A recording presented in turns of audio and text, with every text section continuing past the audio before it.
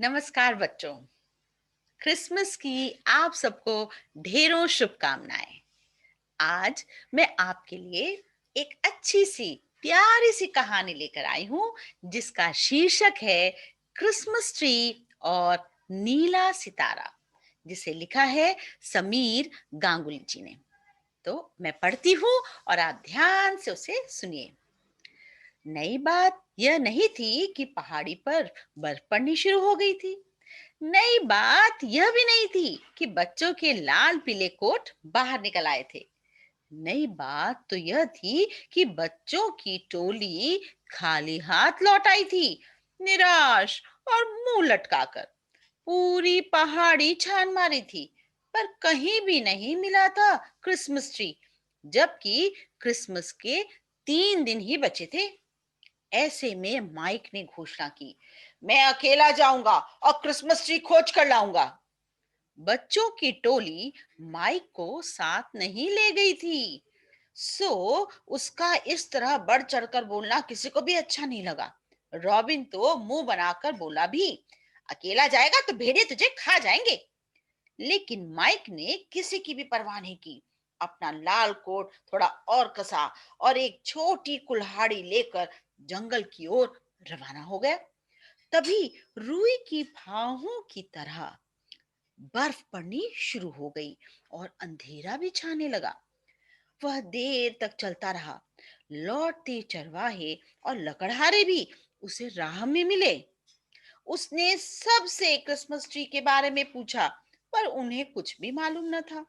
हर कोई यही कह रहा था कि आज तक इस जंगल में उन्होंने एक भी क्रिसमस ट्री उगा हुआ नहीं देखा। वैसे सच बात तो यह थी कि उन्हें क्रिसमस ट्री की पहचान ही नहीं थी।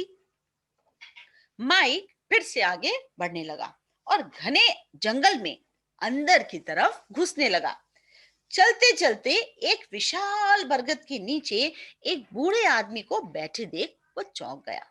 हालांकि उस बूढ़े की दाढ़ी सन सी सफेद नहीं थी और ना ही उसने लाल लबादा पहन रखा था, फिर भी माइक को वह सांता क्लॉज जैसा लगा। माइक को देखकर बूढ़े ने अपनी झबरी दाढ़ी पर हाथ फेरते हुए कहा, बच्चे, आगे एक सूखा तालाब है। वहां कभी अद्भुत किस्म के क्रिसमस ट्री हुआ करते थे, जिनकी खोज में दूर दूर से बच्चे यहाँ आया करते थे। कैसे अद्भुत ट्री बाबा? माइक ने हैरानी से पूछा। बच्चे उस पवित्र ट्री को घर में सजा कर रखते थे। अगर वे सच्चे दिल से भले काम करें और प्रभु यीशु के बताए रास्ते पर चलें, तो आधी रात के बाद कोई भी देख सकता था कि क्रिसमस ट्री पर एक बड़ा सा सितारा चमकने लगता था। बूढ़े ने अपनी चीजें समेटते हुए कहा। बूढ़े की बात से माइक का उत्साह बढ़ गया और वह तालाब की खोज में बढ़ चला। तालाब पर पहुंचकर माइक ने देखा कि वहां तो बर्फ बहुत ज्यादा ही गिरी थी।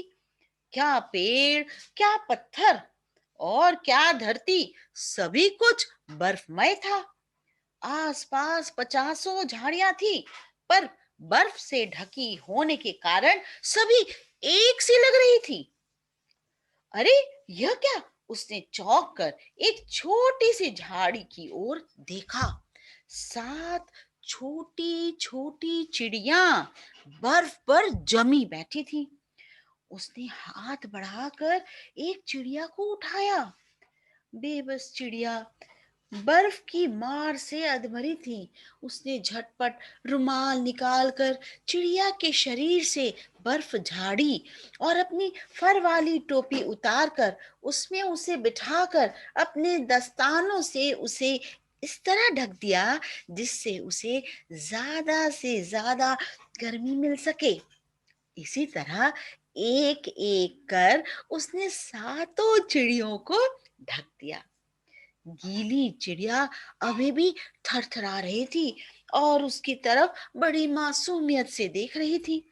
उसने आसपास से लकड़ियां और घास इकट्ठी कर आग जलाई। गीली लकड़ियों को जलाने लायक बनाने के लिए उसे अपने मोजे और बनियान जलाने पड़े। आग की गर्मी से चिड़ियों की जान में जान आई, पर अब भी वे ची ची कर रोने लगी और चिल्लाने लगी, मानो कह रही हूं, हम भूखी हैं, हमें दाना चाहिए, खाना चाहिए। माइक ने कहा, ठीक है, मेरे साथ घर चलो, मैं ढेर सारा खाना दूंगा और इस भयंकर बर्फीली सर्दी से तुम्हारी रक्षा भी करूंगा। दरअसल ये लाल पीली चिड़िया उसे खूब भा गई थी। उसकी बात सुनकर सभी चिड़िया एक साथ बोली, हमारा घर तो यह झाड़ी है, हम इस झाड़ी को छोड़कर नहीं रह सकती। अगर ऐसा है तो मैं इस झाड़ी को भी काट कर लिए चलता हूँ, माइक ने कहा और झाड़ी को काटने लगा। बर्फ से उसके हाथ सुन्न हो गए थे और अब कुल्हाड़ी चलाने से हाथों में छाले पड़ने लगे थे। खैर, उसने किसी तरह झाड़ियां काटी और फिर उन सातों चिड़ियों को हिफाजत के साथ कोट की जेब में रखकर कंधे में झाड़ी उठाकर घर की ओर चल दिया। टोली के बच्चे उसे इंतजार करते मिल गए। उन्हें देखकर ही उसे याद आया कि वह तो क्रिसमस ट्री की खोज में गया था, लेकिन चिड़ियों के चक्कर में वही सब कुछ भूल गया। अरे वाह, ये क्रिसमस ट्री तुम्हें कहां से मिला, माइक? हमने तो सारा जंगल छान मारा था, डेविड ने चकित होते हुए पूछा। कैसा क्रिसमस ट्री? माइक ने सोचा कि सभी लोग उसका मजाक उड़ा रहे हैं। तभी एंजेला बोली, ऐसा सुंदर क्रिसमस ट्री तो आज तक मैंने सपने में भी नहीं देखा था। माइक ने हैरत से कंधे पर लदा पौधा नीचे उतारा तो चौंकने की बारी अब उसकी थी। इतना रास्ता चल लेने से झाड़ी की बर्फ झड़ चुकी थी।